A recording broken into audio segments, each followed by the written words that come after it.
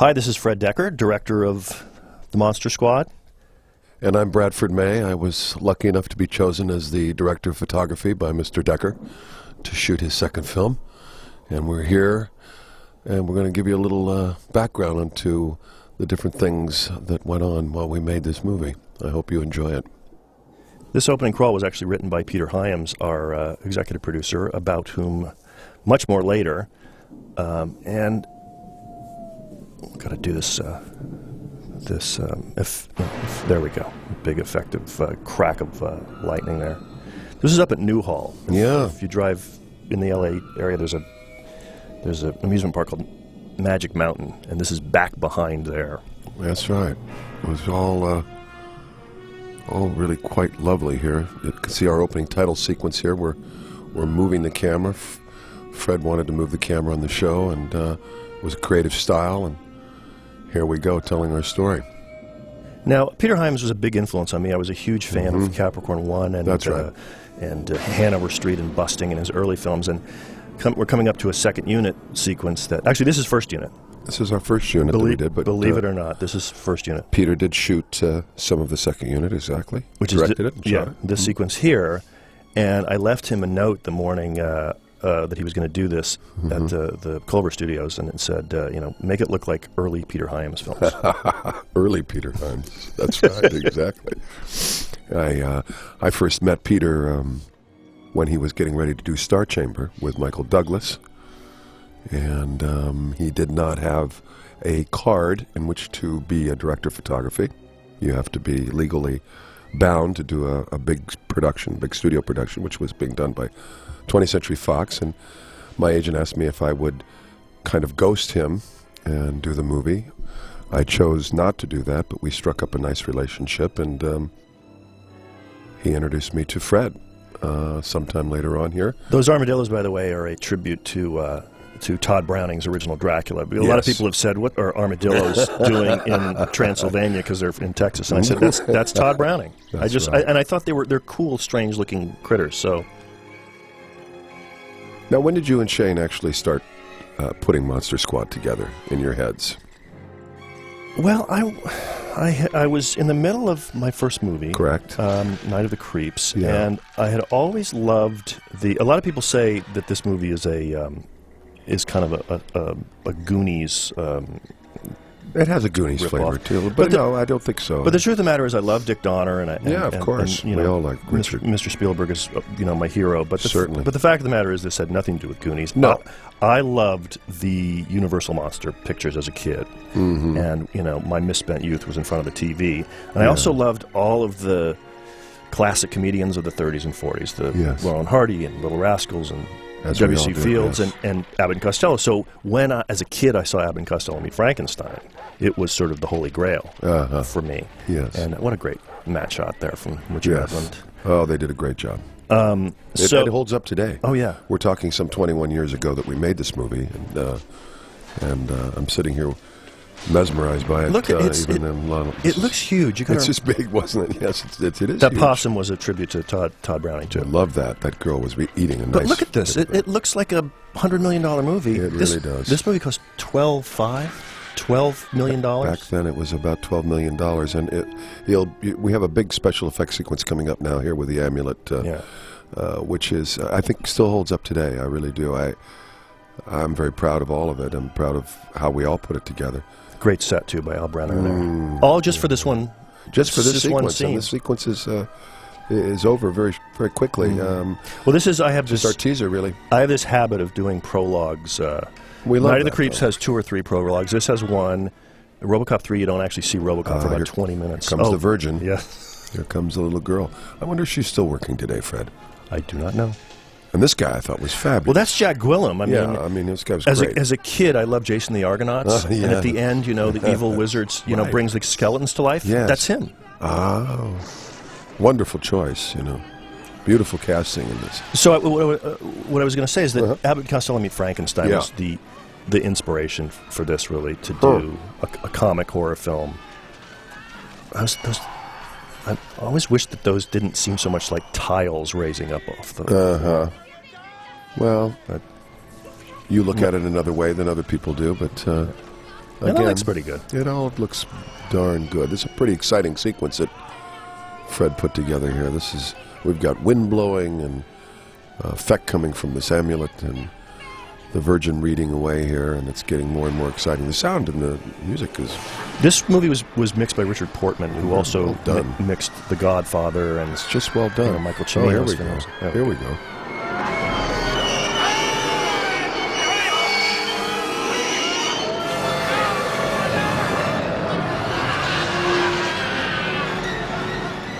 Later on, we'll talk about the vortex and how indiscriminate it is about what it sucks in. And yes, it has to be. Yes, of course. But look at this stuff here. This is all spooky, scary stuff.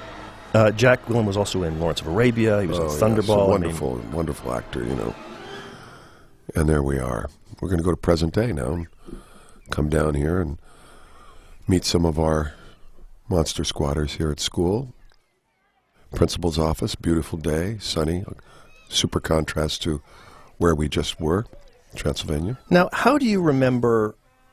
well, I think we should get into our relationship with Peter here. Of course. I was 27 years old when I directed this movie, and Peter was an idol of mine. Yes. But it sort of became clear very early on that, I'm a bit of a control freak, and Peter is, I think, a control freak, and the control freak trying to control the control freak was kind of a bomb waiting to go off. Well, certainly being the mentor to you, he felt first of all, he backed you 100% in the movie, but of course always had his own things of what he wanted to do. Right. That's the kind of director, filmmaker that Peter is. He never feels that anyone is doing what he would do. By the way, the Spider with Human Head... Photographically or anything. I just want to interject. Spider with Human Head there actually was... There was a draft of the script in which that character actually appeared in the movie. We were going to do our own monster, which was Spider with Human Head. Spider with Human Head, It's something that Shane's wanted to do for years. I think he worked on Lost in Space, the New Line picture, and I think he put Spider with Human Head in that movie. But see, this, for instance, that is a very kind of... long lens, proscenium master shot. Proscenium staging. And that's not kind of the style that I gravitate towards. I don't know if... I assume you probably saw my first movie before we did Yes, of course I went. We saw it together. Is that true? Yeah, we saw it at the DGA, I believe. Oh, that's cool. It's a... I like wide lenses. I like moving the camera a lot. I like we do love moving the camera. A colorful palette. You like the colorful palette, yes. But Peter... is much more sort of earth tones and long lenses, that kind of Tony Scott. See how far away you can get on a long lens. That's very true, and very, very dark as well. He prefers to load the setup with a lot of smoke and go for a very atmospheric look rather than what we went for here, which is more of a real look, even though we were telling this monster story that is the more real real life. I think we agreed the more real it looks and feels, the more that that it's going to be effective. Exactly. That it's going to feel like it's really happening. Also, we kind of went for children and people that would be watching the show, so a real dark palette we kind of felt would have been wrong. Now, this scene, for instance, was the first week of the shoot. It was the first week of the shoot. And this was a scene that was actually the first day. I think it might have been here because I thought he was very upset that we were moving the camera around on shots where people weren't moving, which I love. Yeah. And I still incorporate when I'm working, and I just kind of love the background moving and swimming around. But here you're introducing these characters here, and the bullies of school, which I think everybody can certainly relate with. And they're going to get their comeuppance here in just a few minutes, which is always kind of a cheer for these guys. The boy's name on the right. That's Jason Hervey. Jason, and of course went on and did Wonder Years for many years. He did, and he's an entrepreneur now. He went and he worked for Peter Guber for a while, and he produces sporting events. And does he really? Yeah. Now, here's our boy. Yeah, look at this. I've gotten more shit about those penny loafers. I see. Here we go, sticking up for the fat kid here. And Brent looks genuinely upset here. I think he was projecting my feelings about having Peter on the set that particular day. Yeah, I don't think anybody should. As Peter's a great filmmaker, but he he wanted to dabble in this whenever he could for some reason. Well, early on, and we'll get to it. Sort of, we can talk about it scene by scene. There's moments in the movie where I say, would we have shot it that way if we'd had our druthers? And what it comes from is a old school kind of approach, which is, I was never trained. Formally. Right. And Peter came to us and he said, look, guys, you have to do a master shot so that the crew knows what the scene is from start to finish. Right. And then you do your coverage. And it's a very kind of That's very conventional. It's very 1940s, which is perfect for this movie. Which it is. Because it's a tribute to... yes, it is. To all those movies that were made. Nonetheless, I always felt that you had to make your own movie. He hired you to do it. He brought you in. He was supportive of the project and certainly helped us get it made. Yet nothing was ever good enough for him at times. But I think, largely thanks to you, it's really a beautiful-looking movie, and I think it does really hold up. There will be moments where you'll see what I call sort of the boring master and the boring coverage, and that's us sort of trying to make Peter happy. To make Peter happy. Well, and it still works. I mean, overall, I was in here just before we started the commentary and watching the film again, and I think the last time I saw it, I was with my children. I have a daughter 9 and a little boy 5, and they still run around saying, Mommy came to my house.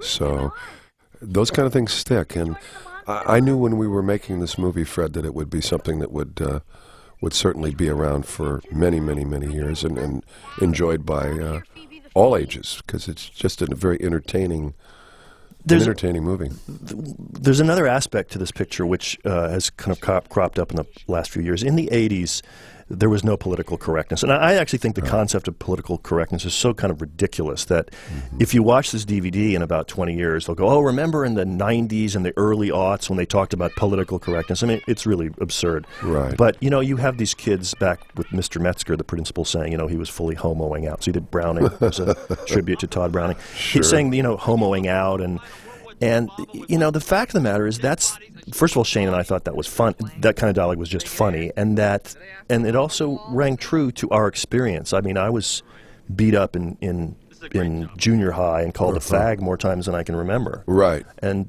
it's not that the bullies actually were impugning my sexuality. They were just using a word that they thought right, that would hurt you. Yeah. See, this feels very kind of it's a little static for my taste. Exactly. Yeah.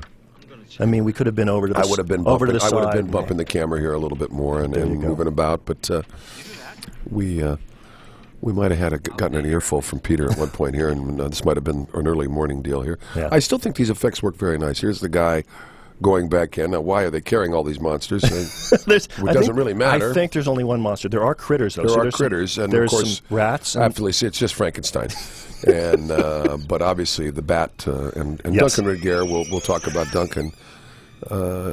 Just did a fabulous job. Here's the Spielbergian reveal. Watch this. Yeah, love that. There you go. Yes, a lot of tributes. A lot of tributes.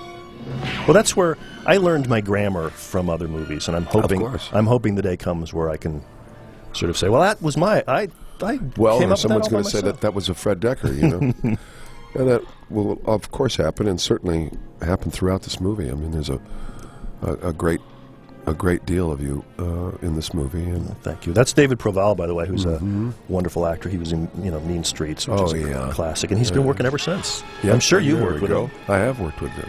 And here we go with Duncan, and of course, the effects still hold up. Here we go. Boom. This is Richard Edlund. He did, Ghostbusters in 2010. And Richard's still working? I believe so, yeah. Still good. Probably doing a lot of this stuff digitally. Yes.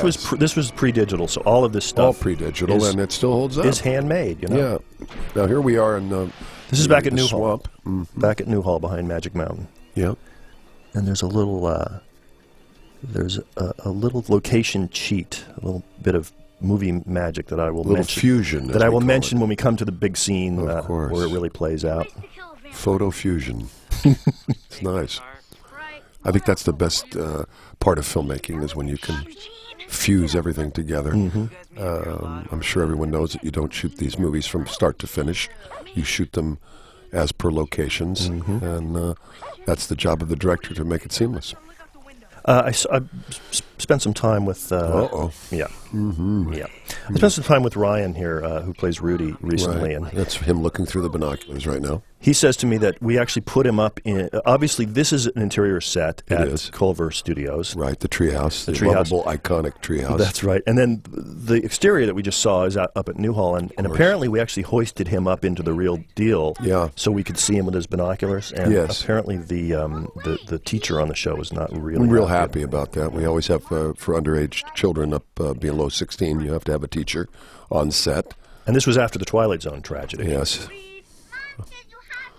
But nobody was in any sort of harm's way whatsoever. Never. Wasn't needed here. It's very Shane Black dialogue. Oh, yes. And Shane, did he kind of do the sequence? Did you guys, how do you do it? Do you trade off?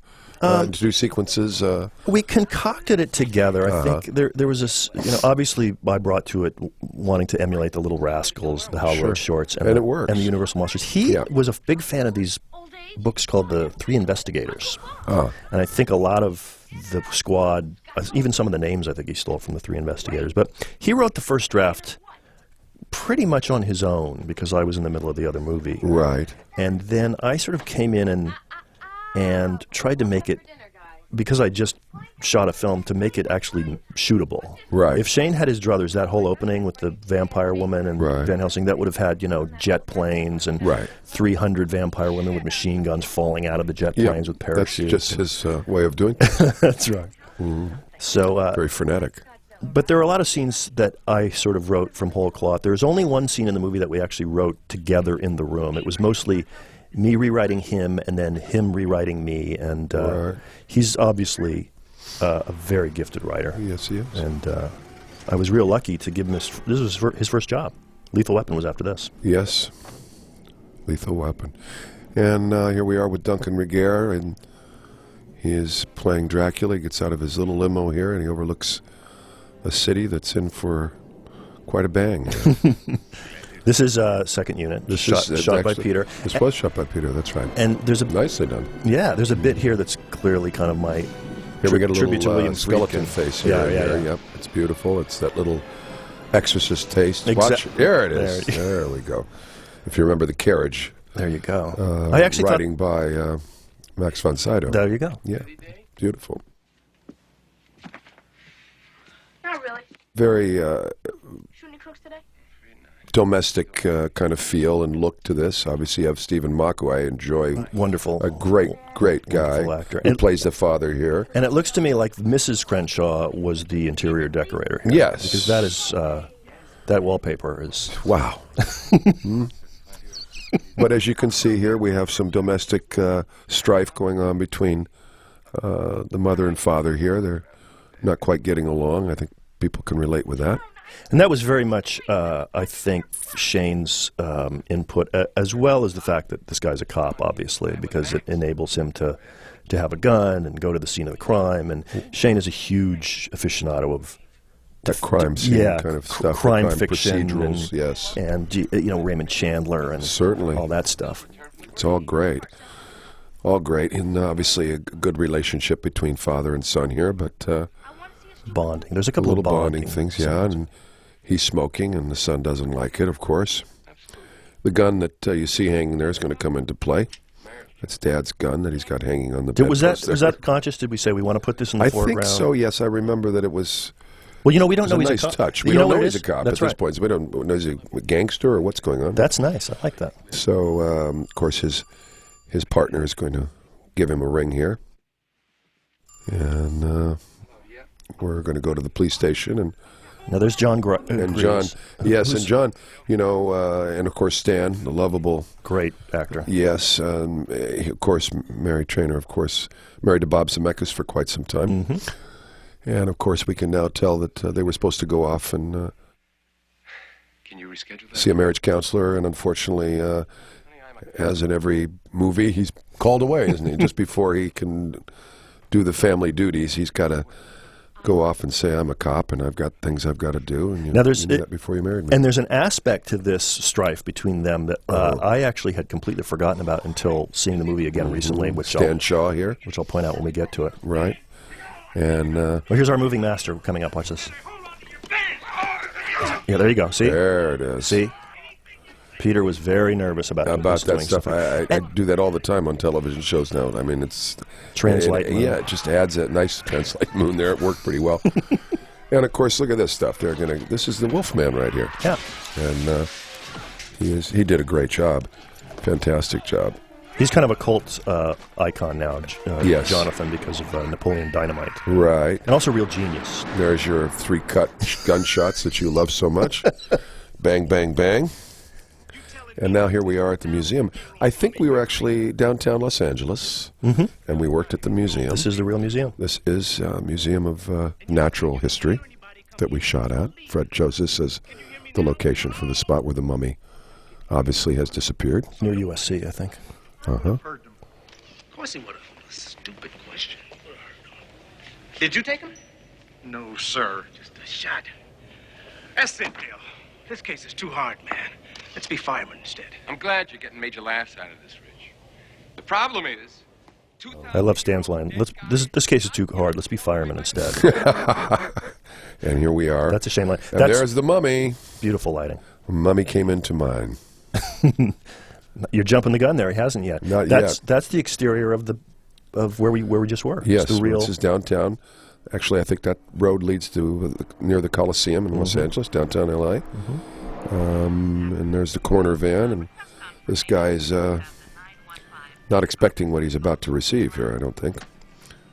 You would think now that you would think that the coroner would take the body to the same building as the police station. Maybe I'm wrong about that. Well, there's a little traveling moon shot that was done well, and under the sheets here is our gentleman that we just saw, obviously, at the police station, and the bullets didn't do anything to them, did they, Fred? Only one way to kill a werewolf. That's right, and they weren't those silver bullets.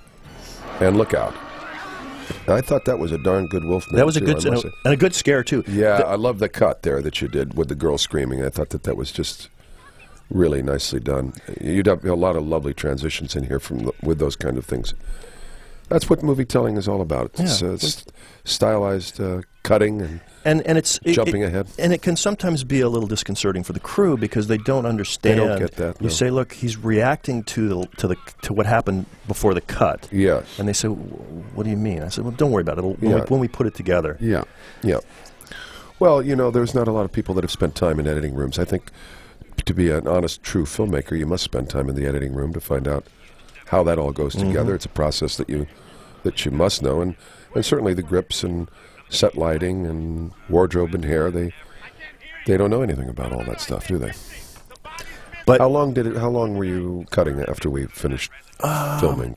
Do you remember how long it was? That's a good question. I'm not sure. Probably about 2. I think. Well, the Directors Guild gives us 10 weeks. 10 weeks, right? On a feature film. It was fairly short order. Jim Mitchell was a wonderful editor. Jim, and right? And he was brought on by Peter in a way. Yeah, he was one of... done several of Peter's movies. Well, that was the other... we had a lot of that, huh? We're in our monster rally here, which I'm really pleased with. This turned out just wonderful because obviously all the monsters that we've known and loved through the years get together here. Well, watch how we reveal each of them. And it's all... There we go. See, and the underlighting there, very nice. And... We wanted to do that, huh? Absolutely. What I was going to say is that as the producer, Peter brought in a lot of the people that he'd done his other pictures with. Certainly. Which was great because it was kind of a well-oiled machine. The only downside to it is that when he would come on the set, everyone would kind of look at him as the leader. And but Jim Mitchell handled it beautifully, though. I must say, you were a young man at that time, and ignorance is could bliss. Be very very intimidating to be working around people that have the background that Peter had, and Neil Mackless was a producer, Jim Mitchell, and so forth.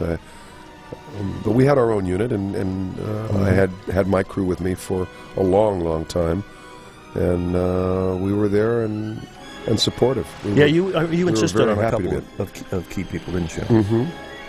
And it was worthwhile because you must have people around you that know the way you work and how you work, because obviously we were on a time schedule. You don't do these movies and just take all the time in the world to do them. You have schedules. I think that's what most of our viewers and most people that watch movies probably don't understand that it's you don't have many shots at this stuff. The other thing is get after it. Here's Tommy Noonan, who was great in my mind, one of the best Frankensteins ever. Just wonderful. We Even did better than that. Boris Karloff, We did that actually. push in several times because Peter was convinced that the screen direction was wrong. Yeah.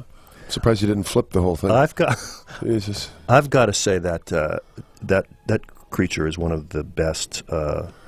I mean, I think it's almost as good as the original creature from the Universal Pictures. Well, M. Night Shyamalan. You know, if you look at what was the movie there that he did that had that creature that came in at the end? Lady in the Water? Yeah, not Lady in the Water, but Signs? Yeah, it might have been Signs.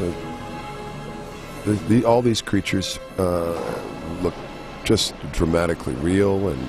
Well, this is Stan Winston, who, of course, beautiful work. Who's still working today. Oh yeah, he's one of the greats. He's kind of a mini mogul. Yeah, he and Rick Baker and some of the people that are real large animals in our business. Yeah, and obviously the challenge was even though these characters are in the public domain, Dracula's in a book that's a novel that's 100 years old, and Frankenstein's a novel that's 100 years old. So anybody can make movies with those characters. Right. The werewolf's generic, but Stan's challenge was how not to infringe on the Universal copyrights. Because we took this movie to Universal originally, because I wanted to use the original Jack Pierce 1940s look for them. Right.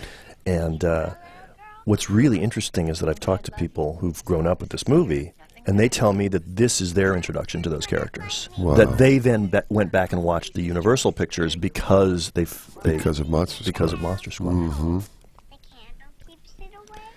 Now, this candle is a setup for a little tiny payoff towards the end of the movie, which, for those of you who've grown up with watching, beat-up, crappy video VHS copies of this movie, or the Laserdisc, the pan-scan Laserdisc, have never seen. That's my Camden Rose and Holden are looking at right now, but they wouldn't know the difference. Well, but obviously we shot this movie in anamorphic. Yes. To let everybody know, that's a 2:3. 2:3:5 aspect ratio, and unfortunately, a lot of what we have seen of Monster Squad so far has not been the real vision of what we had. No, it's the real framing that we had. Exactly, because that means everything. But it still does hold up. That's fantastic lighting. It still holds up. Obviously, the young boy hearing the argument between mom and dad. Now, you worked with Andre on Twilight Zone. Mm-hmm. Yes. As I recall. Yes, worked with Andre on the Twilight Zone, and I'm looking forward to seeing his part of this commentary because he had a lot of work. He pretty much was wall to wall in this movie. Yep. He, of course, being the leader of the Monster Squad. I like Van Halen Diary. Yeah. Possible money. A lot of this. I haven't looked at it in a while, but I think we're dumbing down for the audience a little bit here. I didn't know how else to do this for him to figure out that it was Dracula that was after the diary. Mm-hmm. But and Alucard is also the name that Lon Chaney Jr. Yes portrays in Son of Dracula. For all you nerds out there. And you know who you are. You bought this. You bought it. Someone was telling me that there was a VHS copy of Monster Squad that was selling for $100. And sold. Now here, the proverbial father getting woken up. Bob Lesser.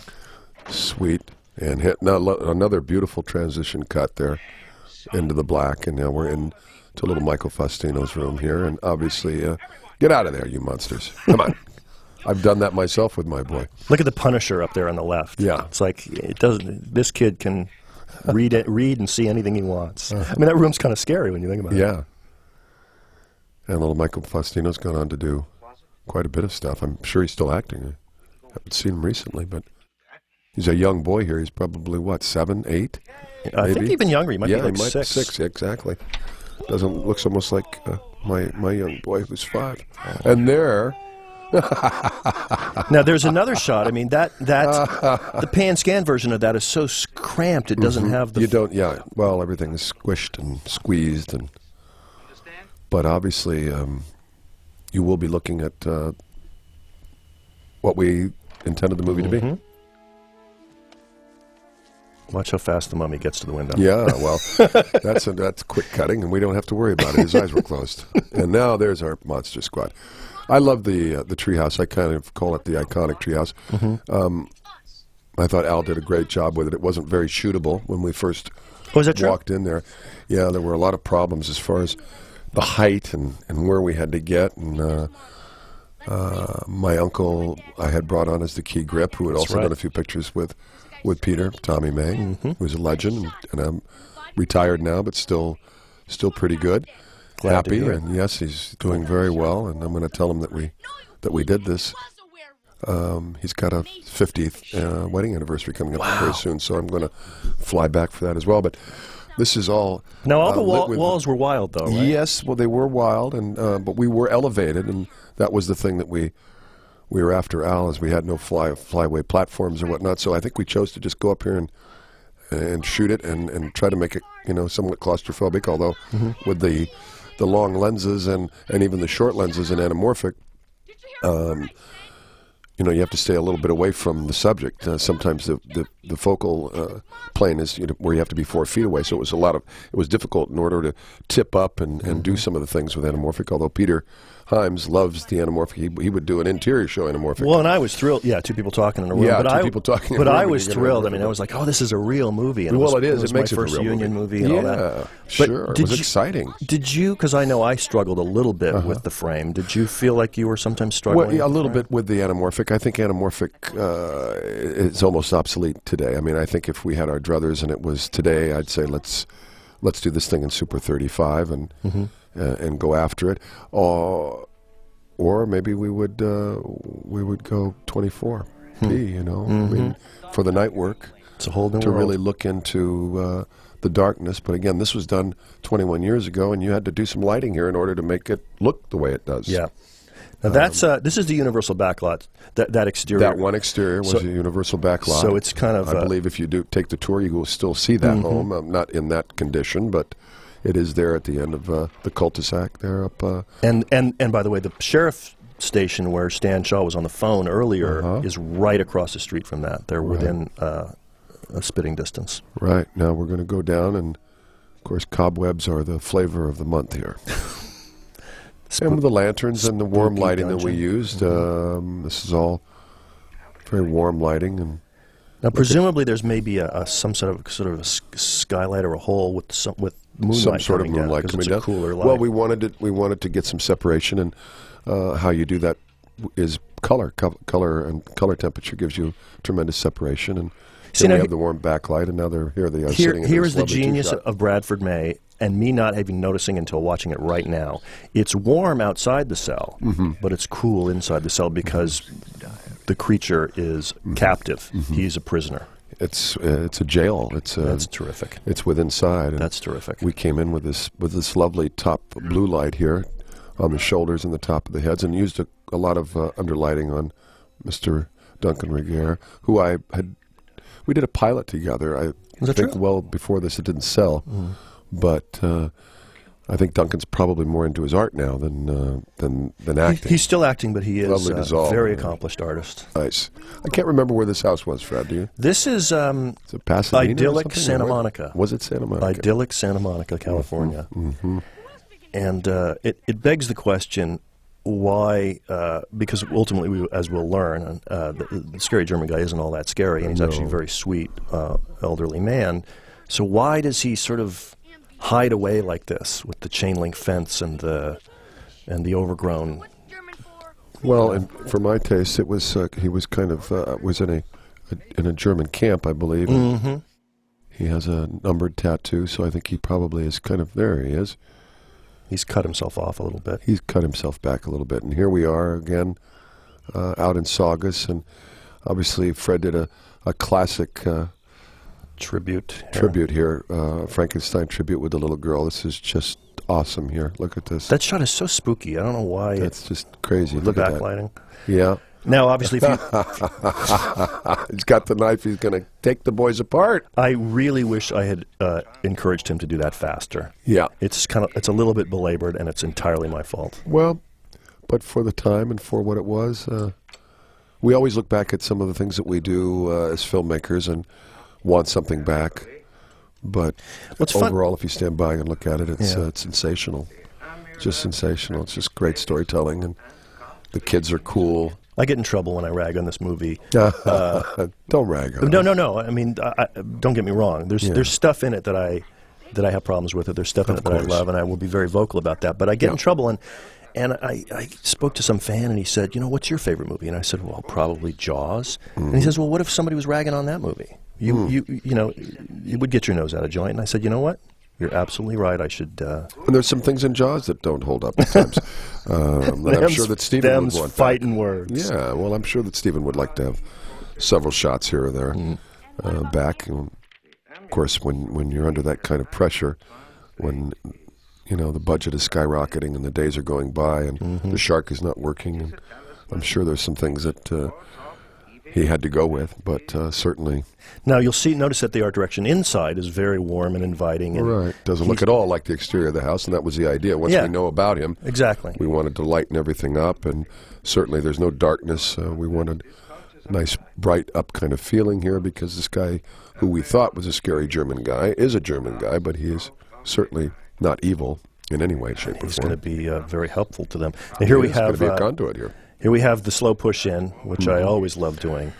And I more often than not, this is one of my fondest memories of working with you, Brad, is I'd say, okay, I want to do a slow push in from here, and we would be doing sort of the shot list of the day, and then they go, and then over here, and you'd say complimentary. And complimentary, exactly, the complimentary to it, and we'll do it. We'll be the same shot from the other side going in on the kids. Mm-hmm. If one could gain possession of the amulet before those forces, then every 100 years at midnight. I like how long we actually hold on this push in. Yeah. The show is very uncutty.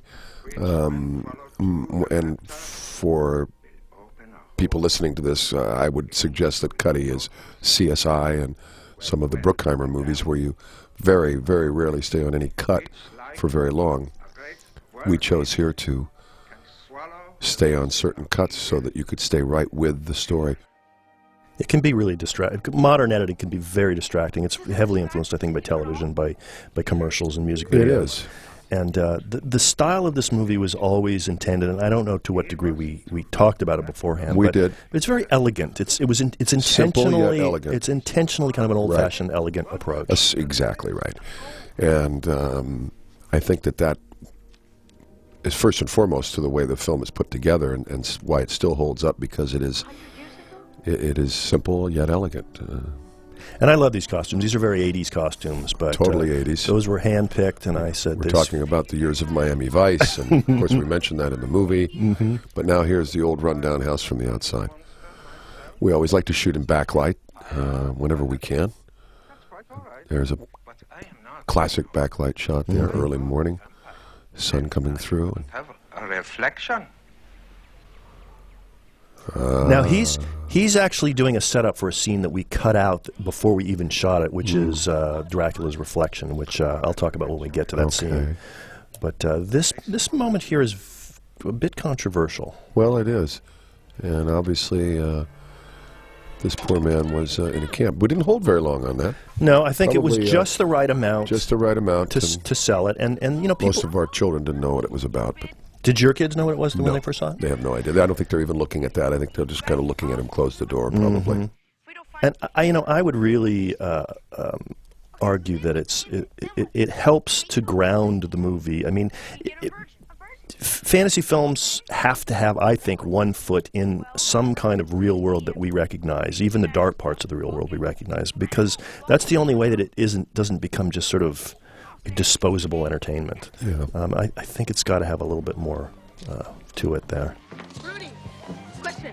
Now here we are for a meeting with the Monster Squad boys, and coming in. The spit take, and now we're going to come back out here. I love was it this dissolve stuff. there? Did you see that dissolve? I love all this, though. I just Okay, here's the big location sheet, and I need you to tell me if this was controversial with the crew at the time. When we're looking in this direction at the back of the Crenshaw house, we are at the Warner Brothers Ranch in Burbank, California. That's right. When we're looking in this direction, we're in Saugus. We're in Saugus, which means that any scene that you see, this one in particular, was shot on 2 different days with the camera in one direction, Yes. and then on the other location on another day. I think in the maybe other weeks direction. later. I think it was. Yeah. I couldn't be sure. I don't know whether we were trying to get Tommy Noonan in and out due to availabilities or It could be. or not. But that direction is at EUE or Screen Gems lot. Is that what it's called now? The Burbank back lot. And then when you turn around, we're in Saugus. That's Two completely different what locations. we call photo fusion. Again, never really doing a 180 pan, but you don't really need to. But this is the real job of a director here, is to keep us all in continuity and continuing to tell the story. Filmmaking is a craft, but it's also a very sensitive way to tell a story with pictures. I always think that when you look at things, it's almost like picking up a book when you're young.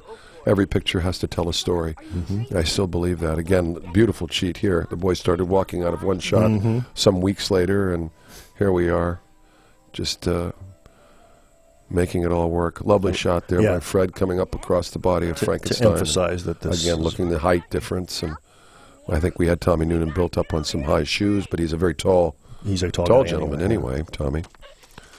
And he doesn't know his own strength here. Obviously, he's a good Frankenstein and has been charmed by the little girl, Ashley. Frankenstein's monster, not club. So for we were talking before about me occasionally ragging on the movie. I think that last scene and this scene are just about as good as the movie gets. Yep. Up until the last reel, which I love. Well, once the pedal hits the metal there, it's pretty exciting. Also, it's a short movie, really. I think we're running about close to 88 minutes or 90 minutes, something like that, wasn't it? Less than that, I It might have been less than that.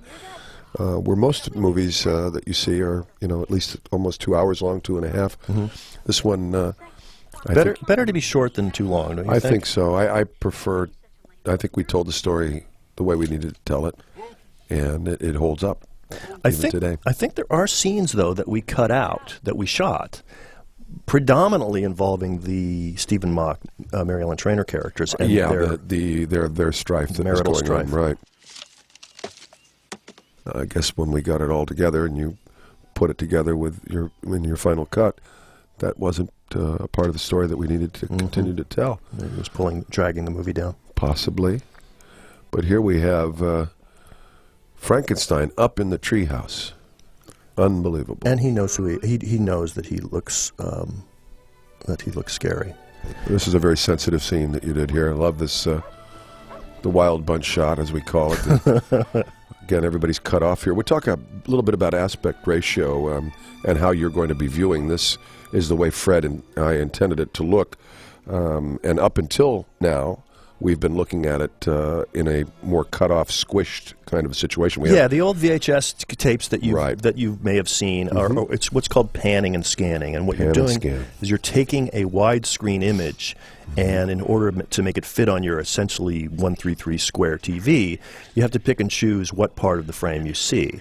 Widescreen Panavision, in this case, is a rectangular image, and when you see letterboxing on TV, when you see those bars at the top and the bottom, that's widescreen, and the reason that there's black on the top and bottom is so you can see the full frame. Exactly, and that's why most of your high def and televisions that you see today are and watching these shows that are shot in high def, you see very much that kind of aspect ratio. The old television format, as I used to call it when I first started, which is the pumpkin, was extremely difficult to frame with, and I think one of the ugliest ratios that there are, because when we would try to design two shots, people had to stand shoulder to shoulder.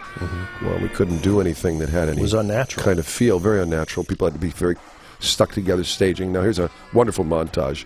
One of my favorite parts of the movie is this montage. I love this. I gotta say, I cannot see this sequence after seeing Team America, World Police, without thinking of the song. Montage. There's gotta be a montage. Passage of time. I cannot ever look at this without thinking of that. Well, it was well put together and well cut and well designed. Here we got into a little Peter Heim smoke here. Definitely Peter shooting second unit there. And Michael Cimbello, I guess Peter had a relationship with him, and he did two songs for us, this one and the one at the end. Right. And but a montage. You know, it is a passage of time. It's telling a story visually, and some music put to it. A lot of different things going on, and.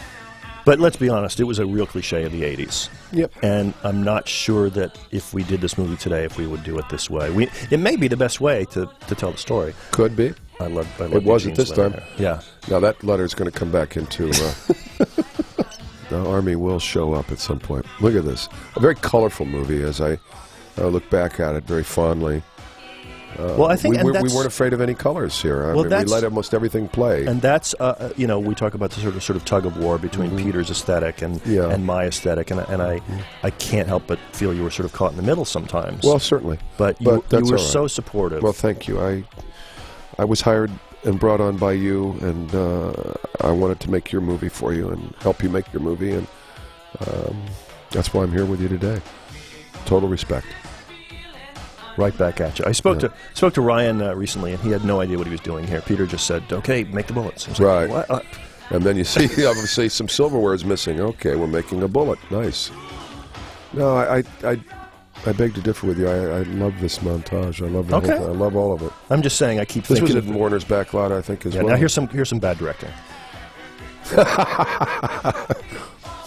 directing. That's bad directing. You know, we can do that in half the time. Too cute. Now, we actually had a tie-in. There's a couple of tie-ins in this movie. Yes, product placement tie-ins. Exactly. Yeah. Box Photo was one of them. Yeah, and this is on the back lot, actually Hazard Square, as it was fondly known as, where they shot the Dukes of Hazzard. I've done many movies there, and Fred picked that area to be the culmination of the movie. Yeah, it's going to be our finale, Yeah. Pete the dog, of course. This is great here. Just wonderful. And there you go. That's our montage. I love that Dracula has a car. Yeah. Well, it's the first time I think anybody's ever put him in a car. I mean, couldn't he just turn into a bat and fly to his various but why fly when you can drive? Here's the drugging Here's here. Boring Master, but you lit it so beautifully that I don't mind. It looks like a... We're just there. We might have been moving the $100 camera here a little bit more at times, but it works. Look at Duncan always has this underglow, this underlighting that we did way back on Beauty and the Beast. Right. I have to comment on Shane's dialogue there. The thing he says, I'm going to go have a bite while you change into something more comfortable. It's so corny and, Borscht Belt, but I just think it's hilarious. And here, dinner time. Yes. Those are two of my college chums. Those trusted angel girls. And the third is Mary Albee, who's a stunt woman because she had to do some stuff. She had to do some stuff. Well, now he's tricked Dracula now because he didn't take the medicine. This is Wolfman here. That's Wolfman. And see here, they're replacing the window because he threw the guy through it earlier. Right. Now, do you think anybody follows that? We do as filmmakers, and we pay a lot of attention to that, don't we? I just needed an excuse to move the camera to bring Stan down the hallway. Of course. And Steven's smoking like a chimney here. Do you still smoke? No, I don't smoke. I haven't smoked in 11 years. Good for you. The strange thing about all of this was, in the time in the 80s, we were using smoke on every set, and certainly when I was doing the Twilight Zone series, we used smoke, and I'd be smoking on cigarettes while they loaded the stage up with smoke. And it's probably why I have a hard time breathing now. But now he's going to bust out of here. He actually turns into Wolfman here, again, inside this phone booth. Mm-hmm. Now there I'm obsessed with moving the camera and doing these two complementary shots. Yes, right. Although this is second unit. Yeah. But I also remember Peter was mad at me because Stephen Mock completely shut down. I said something and he just completely shut down and was not available to me as an actor for that moment. It was, again, my fault. And I was very young. Right. But creative. He subsequently went to teach film at a college. He actually asked me if I would teach a directing class. Stephen Mock? Yeah. Really? Yeah, his son is a big actor now, Gabriel. Okay. I did not know that. Now here I believe we're at the Warner Brothers back lot. This is Robin Hood Forest, I think. Beautiful. A little bit more lit up than you would see normal nights, but again, this is a charming picture with children in it, and it just has a very, very kind I think if Peter's second unit look hadn't been darker, you might not have noticed that. Well, Peter likes things very dark. We talked about that earlier. If you look at his movies from Star Chambers, and it's all about that. Yeah.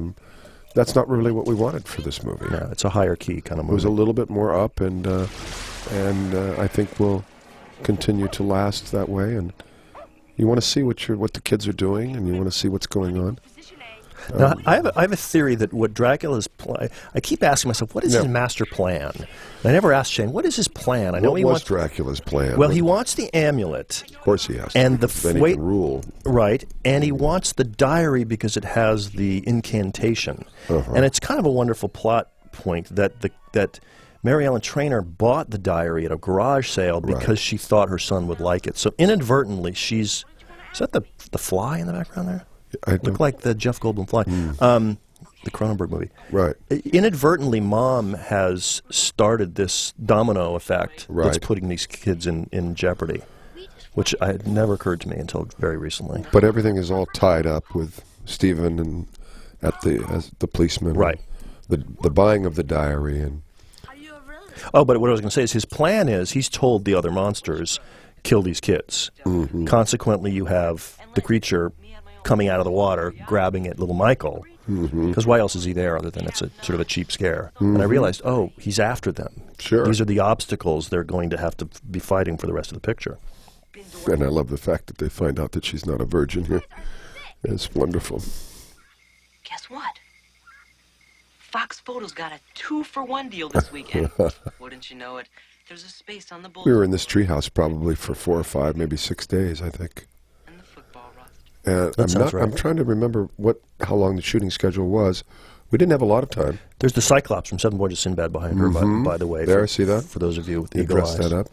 And we come back to the Manchione. We talked earlier about Shane and I and how we put the script together. This is actually the only scene in the movie that we, in our office at Universal, actually, I think, no, we weren't at Universal yet. Anyway, wherever we were, was the only scene in the movie that we actually sat in the room together and did line by line. Okay. Well, there you go. See, that's... Fat Kid has his line, we could be Math Squad instead. Now, look at rocks, collect birds. We thought that was funnier than look at birds and collect rocks. We said, look at rocks, collect birds. Yes. And we sat there and made ourselves laugh, and that's how we wrote the script. Well, here we are in 2007. Hopefully this will be released, I think, in July of 2007. And we made this movie in late 86.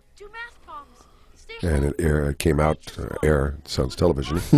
It came out, was released in 1987. Well, it aired is actually, I think you're more on the money because, let's be honest, this picture did not do well for a number of reasons. I don't think it has anything to do with the quality of the movie. I think in all candor, I feel like I'm slapping myself in the back, but I think it's a little ahead of its time. This was before Harry Potter. Of it was course before it was. Goosebumps and Buffy the Vampire Slayer. Right. And parents were afraid to show their kids this movie, and older people thought it was for kids. Well, of course. So it canceled its audience out. It did, but like many great movies that don't necessarily do well in their first run at the theater, Monster Squad continues to live on and gains momentum because of cable and because of television. That way, and we were just speaking before we came in to do this that Fred was just at a Monster Squad. What do you call it? It was a monster convention. A monster convention, and there were over 400 people that slammed into a room to have questions and answers about the show. So obviously, different generations will watch this. In 1986, we're looking at Andre. Who plays our head Monster Squad here, our boy, is probably 33 years old. So young kids like my children are watching this now, and to them it's brand new and fresh. And they look at it, so maybe being ahead of the time is something that you could say, because even that doesn't bother them. They don't look at this as an old movie. To them it's brand new and looks like it was made yesterday. And that's maybe why the montage bugs me, because it's an 80s convention, and it's one of the few things in the picture that kind of dates it. I just wanted to point out Dracula's obsession with dynamite.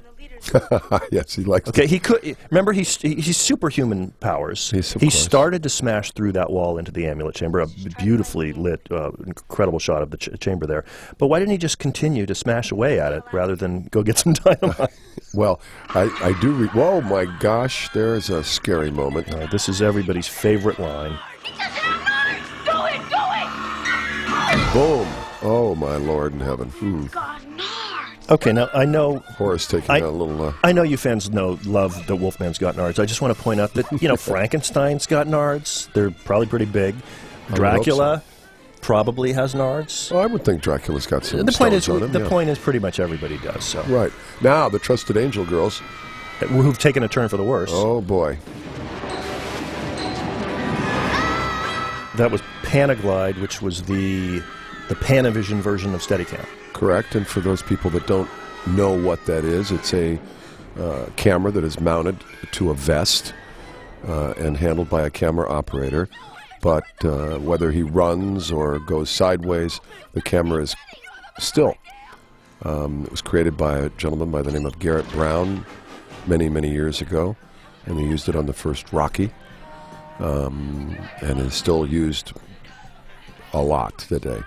Most every television show is predominantly has a Steadicam. That's my friend Angela O'Neill, by the way. She's now she now does props. This is over at Warner Brothers in Los Angeles, Warner Brothers back lot. We took this little area here and made it into a diner. That's the fun part of filmmaking. Yeah, one of my favorite movies as a kid was The Omega Man with Charlton Heston. Sure. That diner is the car dealership that he goes to at the beginning of the movie. Right. Oh, creepy. I've used it probably several times since then as well, for different things here. But the boys are doing well. They're well into this thing now in the cave that holds the amulet. This is one of my favorite shots in the movie. This next one, pretty cool. Yeah, it's pretty darn cool here. Bingo.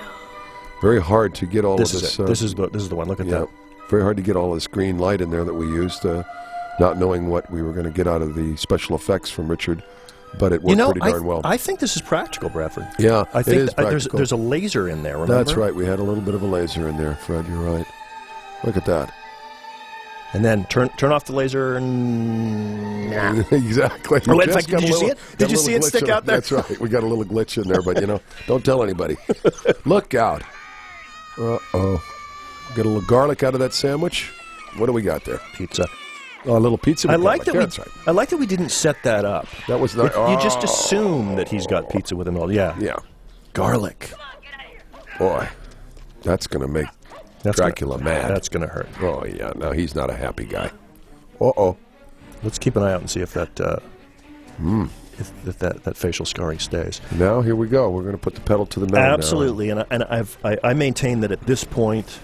Here comes a scary German guy and his Hummer or whatever he's got there. I think at this point the movie works just absolutely wonderfully. There's this kind of Preston Sturges, Howard Hawks banter going on here. Yeah, never stopped. The kids are all terrific. Yeah, it all works. Obviously, we've got to save the world here. Now, how did Phoebe actually get Scary German Guy? Did she, go up, knock on the door? She probably went over there and said, "Let's go. Help we the need boys, to save the world." Yeah, that's right. And that's nothing that was cut out that that we left out. It's just it's how stories move on. Mm-hmm. I don't think we would have wanted to see a clumsy scene of her going to there, but here we go. Stan is having a tremendous fun here. Mm-hmm. Yeah, you really let Stan have a good time here. And it's a terrific contrast with Stephen Mock's who's very serious. He's having a lot of problems in his life. Right. And Stan is being asked to believe that there's werewolves and vampires. And it's the best way to take the curse off the fantastic elements is to have somebody in the movie actually making fun of them. Here we are in Griffith Park. Now, it's very hard to do a movie at night with children because they can only work so many hours and they can only be around for so long. And here we have them all in the back of this... old army vehicle, mummies hanging off there, and well, let's tell the viewers the two ways that we got around that problem. One of them is that these close-up shots are rear screen projection. They are done on a stage. That's right. We shot plates being the film that you see running the background image is being put in, and Of course, it is supplemented by fusion with doubles and whatnot. And, Yeah, well, and I think the we kids had that could work. we had little people dressed up as the children. This is what I thought you guys came up with a great thing here as he unravels the arrow to the tree and the demise of the mummy. Look at him just disintegrating here. I can't remember who actually played the mummy, but he did a great job. There's a great shot of the mummy going off. And Now, Band-Aid breath. This Love is two that. shots here. Yep. I mean, 2 cameras, and I can't believe that. And it worked good. Yeah, it's great. Now, there's some other fun stuff coming up here that was a little ahead of its time, which is the little bit of chicken between Dracula's limo and Stephen Mock and Stan Shaw here in their police car, their L.A. police car. It's a detective car, actually, and look out. And we're going to go right on through each other. Look at that. Huh? That's nice. What just happened? See, and now Stan is a believer. Now he's coming over to the other side.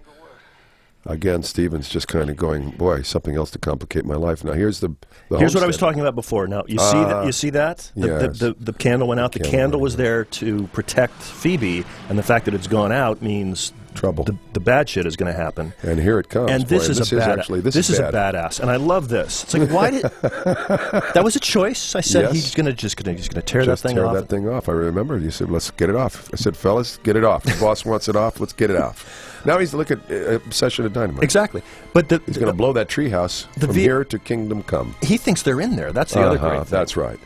This guy's a stone killer. Yeah, and goodbye. Watch this now. He's tied to the explosion, which I love. Yep. Yeah. He's barely out of frame. Barely out of frame there. Good explosion, too. And nothing there is all real, no CGI. I was talking about the Omega Real Man earlier. explosion. There's the Omega Man's house Yes. in the background. And what I really love is when we do the reverse on this, behind Steven is the Murtaugh's house from the Lethal Weapon movies, Right, which exactly. Shane also wrote. This is the same area Yeah. in which he had the fight with Gary Busey That's out right. there, and where the Murdochs live. Yeah.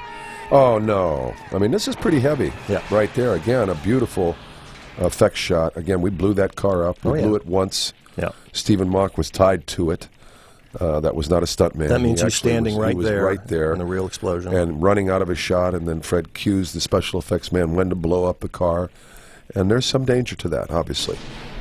And I love the intensity of Steven here. Yeah. He's playing the reality of this, as does Duncan. Yeah. It's totally real. That's here. the way. That's what the movie's all about. That's the way the movie's going to last. Yes. Is that you're not making fun of it. We You're never not poke winking. fun at ourselves at all. And nice effect shot as he turns in, and you know now that she's seen it and she doesn't know what's going on. And obviously, there's a car blowing up. We haven't talked Pretty about rough for kids. We haven't talked at all about Bruce Broughton, but this is one of the great film scores, I think, of the 80s, and I think one of his best scores. I just absolutely love it. Take this music out, and it's a little different. Obviously, music is a huge part of film. Here's the plot point that I mentioned earlier, the cracked photo. But what do you see there in the background? The burning house. Yeah, The burning. right. But in this shot, what's there over on the right? Mary Ellen has packed her bags. Yeah, she's leaving. Yeah. Did you remember that? Oh yes, absolutely. I completely forgot. Well, there were a couple of scenes, as you suggested, that were cut out between them, so it might get by some people. But here we are back, coming to the end of the movie here. This is the church from the original Ocean's 11, at the very end of the movie when they go into the That's right. the Rat Pack goes in. Mm-hmm. And I'm sure it's been in a million other movies. Yep, again, back in Hazard Square, and it's where they do Desperate Housewives as well. Oh, is that true? Yeah. Just have to do it right here. Like, really religious, Sean. Why don't we just go over and do it in Burger King? You guys. Great shot there. Very Spielberg-esque. Rushing in, and here come our girls. I like the way they're dressed angels. here. The Yeah. angels, yeah. Reed, go! Wait! Reed! I'm fucking... We're going to find out now that she's not a virgin, and that's why it's not going to work. So we're going to have to propel our young little lady into reading. I'm in the goddamn club, Arnold. My favorite line in the goddamn movie. club. My favorite line in the movie. Beautiful. I like My Name is Horace. With Yeah, the, that's- with the ejection of the shotgun. That's good too. Pretty darn See, good. Sport Mart there. We had a tie-in. You know, that's way before its time. They were trying to Product what is placement it? becoming very, very big today. Synergize, yeah. My belief that's all television will run soon. Will be all product placement. And this is just, hurry up. Now, there's a continuity thing here. First of all, Vampire Brides got swapped out there. There was one, and then it cuts back, and it's a different one. Yeah. And then we don't see the third one. Wonderful matte painting. Yeah, beautifully done. And I love this. Dad is chasing the bat. Yeah. He saw him turn into a bat, and he said, I'm going to go get him.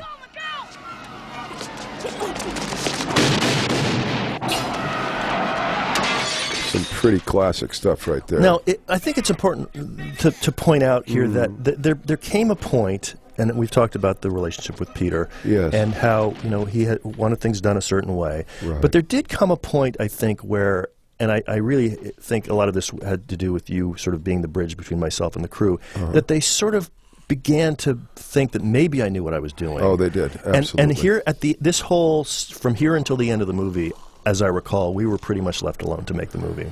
No question. I believe it was just Peter's... he needed to know that it was... It was okay. Yeah, because his name was on it. Of course. And whenever your name is on something, I look back at it and say that it was okay, because his name was on it. He very rarely produces a movie that he doesn't direct. Yeah. So it was very difficult for him. Imagine if it would be for you with some young filmmaker today. And, absolutely. You would want to give him all the help that you could. But in some ways, it would be micromanaging in a way, wouldn't it? Micromanaging in film is a tough thing to do. Yeah, and I'm not sure there has to be a vision, and you had a vision. Yeah. But I'm not sure I wouldn't have done the same thing if I were in his shoes. I love all of this, now Peter, see, and he's going to come back together. Peter shot this, and we've set this up. There's only one way to kill a werewolf, so it's fine to blow him up and all. You think he's gone until... But good right luck. Here, yeah. Good luck, guys. Let's try it again now, shall we? Look, you've got me. I'm sad. I'm just happy that I was a part of this movie, because it's just sitting here with you and watching it again today is really exciting. Brings back a lot of wonderful memories. It was actually a lot of light for Peter, looking at that alley scene. Maybe he was looking at the picture and he got aboard. It wasn't supposed to be a super dark picture. It wasn't a monster movie. It was... Now here we go to a wide shot to show that nothing's going on, that nothing's happening, because we're waiting for the big cataclysm. Of course. Much like we see at the beginning with the vortex, that's going to be happening here. And now all these pieces, and there he is. He's back again. You can blow him up, but he's going to come back again. I remember the amount of wind that we used out here towards the end of this. It was not a windy night. It was deep into, I think, November, near Thanksgiving, possibly October, in that area. And we had all sorts of big wind machines. There's our gun guy again. Same guy. Yeah. He's done some work as an actor. Yes, he has. And just a fun movie. A lot of different things going on, and some good editing and cutting going on here. Wind is going to be blowing. It's starting constantly. here. Yep. And it's starting. It was almost hard to see, and these young kids did a great job with it. They really did. Because when you have stuff blowing around, which you'll see here very shortly, and you have no eye protection on because you're in front of the camera, that's difficult. We also had a lot of lightning strikes where we actually short out a generator in order to create a lightning effect. That was a while back, but here's that bullet. Remember the silverware that was stolen? And it only takes one. And now he's back to his human form, and he's very thankful that he is finally out of the misery of becoming the Wolfman. Only one way to kill a werewolf. That's right. That's how he got in the club. And you think it's over, but that's right. That's how he got in the club. That's how he got in the club. You think it's over, and now no such luck. We're going to have to deal with this guy coming out of the sewer. What? Is she a version? Is she a version? Ashley is asked constantly. It was one of the first things that they ask at these screenings. Are you a virgin? And she blushes because she's 20, 20 something now. Wow. Very lovely young lady, very smart. She's done some producing, and really? she's getting back into acting right now. Good. I love this music cue. Yeah, and look at Horace. Here's the fat kid, as everybody's been calling him, and he's now going to have the rites of passage. He's in the goddamn club, isn't he? Yes, he is. Now here's a question. What are the bullies doing in the newsstand? Well, I kind of like him in there because these are the guys that beat up Fat Kid to begin with, right. And now he's going to let them know that he means business, and boy, bang, he's going to take this guy out. Fat kid was always the one that they made fun of, and here he earns his stripes. He's really got the rites of passage. Now, if you look carefully, you'll see that there are actually 2 gunshot wounds on Creature. I've gotten a little bit of flack from fans about how easily. Here's your line. It's Horace. Yeah, great, and the cut that they used to get in there. And we were low, so now we cut to a high shot. That was the thinking there. Came screaming down there. But what I was going to say is that we've gotten some flack about him killing the Creature relatively easily. Well, actually, there was another gunshot that we took it out. That's right. But actually, a shotgun blast leaves a lot of different wounds, obviously, because it's a bunch of pellets. So that didn't bother me. Well, also, he's not superhuman. No, he's an actual and we don't know how. Creature. Yeah, we don't know how. There's no tale about how he was. He was like the Wolfman has to have a silver bullet, or Dracula has to be killed with the stake. But now, for me, this is big time movie making. This is big time movie making. We're at Warner Brothers. Yeah, big lights outside, big police cars, and ritters. Yeah, and it's huge. It's like wow. Yeah, it's just big time. And for to see you and Shane's dream coming to life here, and I believe we shot this towards the end of the schedule as well. I think this whole finale was pretty much towards the end. Here's a Richard Evelyn effect there. That's a good one. Again, you're talking about some 21 years ago, and our effects still hold up. We're moving big trees here. I believe we had 8 to 10 special effects men and 4 to 5 ritters. Ritters are huge propellers fans, that. Yeah, they are. They're like propellers. They're a big propeller with inside of it, like a big fan, and they are. Sometimes I think we had gasoline run here where we didn't have sound. There's a story about this shot here. Watch Ashley. And this is a little tough on kids here, where this little girl's called Bitch. And well, the story she tells is that I held off. See, she's scared. I held off on having him put his teeth in his eye and his contact. No, she was. That was a real scream. That was a real response. Yeah. And right behind Dracula is our friend Tommy Noonan, and boom, and he's going to end up on his. Oh, that was a great cut. Well, you know what sold that, and this is one of my treasured memories of this movie, is that there's an insert of Dracula hitting that thing, and that was me and Stan Winston. This is Jurassic Park, TT2, one of the great geniuses of special effects. It's him and me, and you on ladders, trying to get a close-up insert at 3 o'clock in the morning of this dummy of Dracula. Yeah. And I'll never forget that because it's a throwback to when I was 12 years old making Super 8 movies in my backyard. Sure, and people don't realize how difficult this stuff is here. Now, there's a nice effect. Again, goes back to the teaser of the movie when we were in Transylvania.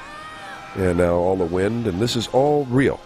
Of course, not the vortex, but all the leaves, and of course that has a bit of effect there, and we're throwing other things. But everything that you see here with the actors is totally on the up and up in the real way. I know we're not adding any no, there's no effect debris here in the air or anything. This is all done real. There's stuff blowing all over the place. You see, they're on actually a bit of a skateboard thing that we built, dragging them. It's really well done. Really, Fred. Oh, dear. The head of the Monster Squad does the deed. Well, he has to. He must. He's the guy that started. And there's old Van Helsing, who's got Dracula, finally. And, of course, gives the boys a thumbs up there. Now, here's a question that I've been asking myself. Look at that. Bye-bye. Here's a question I've been asking myself lately, which is, what's on the other side of the vortex? Well, I think that's where the good people live forever. See the sun coming up there? And see the sun coming up in that shot? Yes. It was coming up there, wasn't it? We didn't have a lot. Well, I guess we did have a little more night work, but this stuff is all shot. I think we went to work at 6 o'clock in the evening and worked until 6 and 7 in the morning. Very difficult to do that.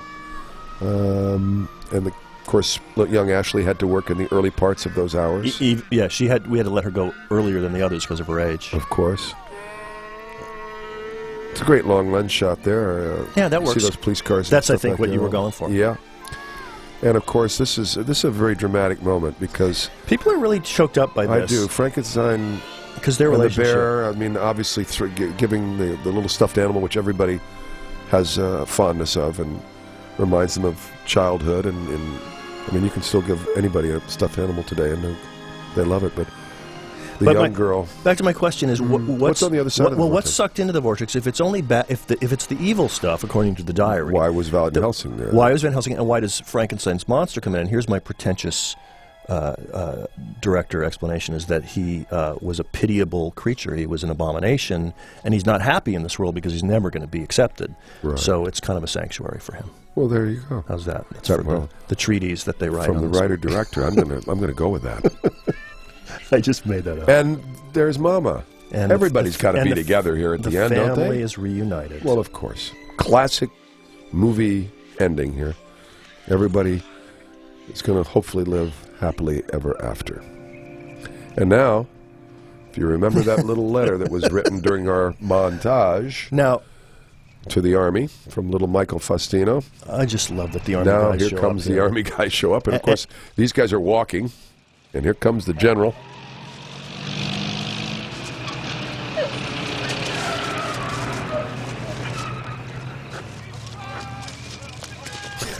And he's got to have the cigar because guy's a classic. All the out of a John books. Wayne movie. Exactly, the cigar chomping.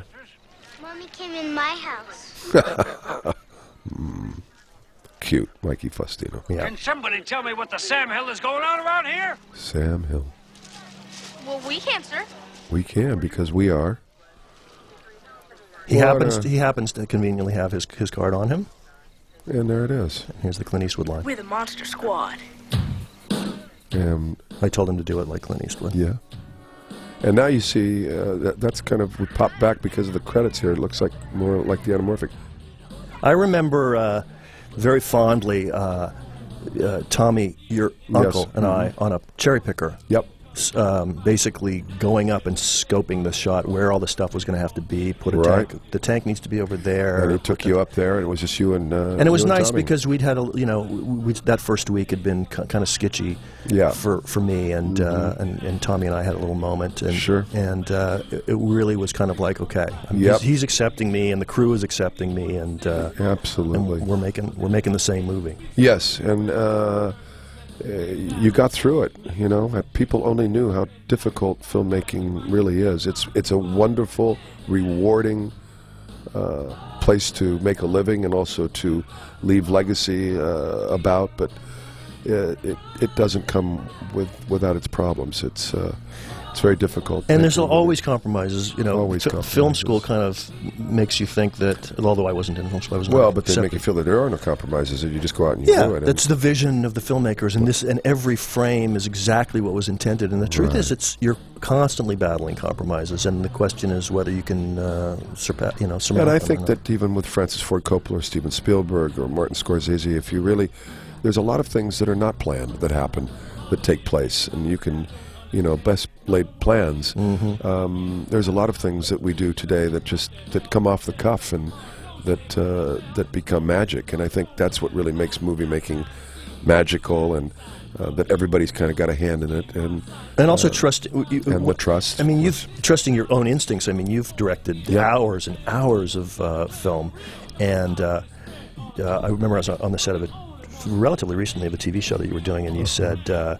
I was watching the take, and you said, cut, print, in the movie. Yeah. And I just loved that. Yes. Which is, we're done. That was perfect. We don't have to do it anymore. And everybody kind of knows that that's a signal that we have what we need, and the actors feel comfortable with it. I think the more that's what a director does. The more you do it, the more confident you are, and that's when you can, when those happy accidents kind of happen more. Right. Because you have These are the days when credits actually rolled, If you see this on... when you see this in July, when this comes out, or later in this summer of '07, you'll actually see credits. Today, when these things play on television, they're shrunk off and put on the sides. And all of these people deserve credit I'll tell you, because they all had a big hand in what we did, and they do in every movie. There's Rick Bowman, dear friend of mine. A true story. This movie, because we cut out a lot of the kind of parental strife, and it ended up being lean and mean. The movie was, I think you mentioned at some point, just kind of short.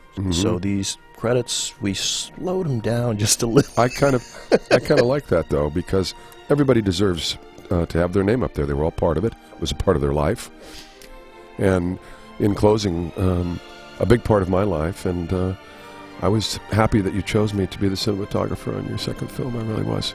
I think it's enjoyed definitely the best movie of the meager 3 movies I've made and an episode of television. I really feel that it's the best thing that I've done. Yeah. And a lot of that was the people that I had around me. Peter, for all the contentiousness that there was early on in the show, he was a hero of mine, and I still respect him enormously. Oh, absolutely. I love Peter. Between his crew and his sensibilities, melding with ours, he brought you the best people that he thought that would help you make your movie, and obviously, you being 26 and Peter being where he was, it was a father-mentor situation that he felt he was in and hadn't been in before. But as we spoke about, as he got more laid back, you became more laid back. You became the filmmaker that you are, and there's many more movies to do. I remember many more movies. It's surprising you'd make a movie like this. You think you'd be making a movie every year, Well, had this, it's the serendipity. Yeah. This business is very unforgiving. If this movie had done, huge business, I would have made, who knows how many movies since. Right, but you will make them. You will continue to make them and make them again. And I appreciate that. I enjoyed being with you. I really did. And how great is it to be with you today doing this? It's just been fabulous. Well, thank you, Bradford. Really fabulous. I think the world of you, and I know you do, Fred, and I think the world of you, too. So I flew in from Albuquerque to do this with you. I wouldn't have missed it for the world. I just wouldn't have done it. As soon as I got the call for it, I said, I will be there. I want to just, if I could, dedicate this commentary to my dad. Please do. Who I lost in January. Oh my God! This recent? Yeah, and he was the guy who helped me fall in love with movies. And I'm so sorry to hear that. That's horrible. But this is this commentary is for him. And God bless him, and may he rest in peace. Obviously, he stood you up, and put you in the right direction. Yeah, absolutely. Because I wouldn't be in this room if it weren't for my dad. Because he made me fall in love with movies, and my love of movies is what this one's all about.